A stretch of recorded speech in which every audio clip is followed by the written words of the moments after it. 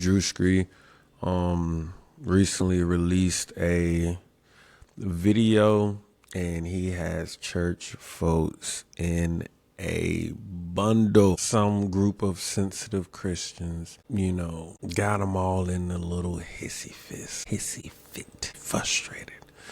And I think it's hilarious. I literally lived through this type of shit in real life.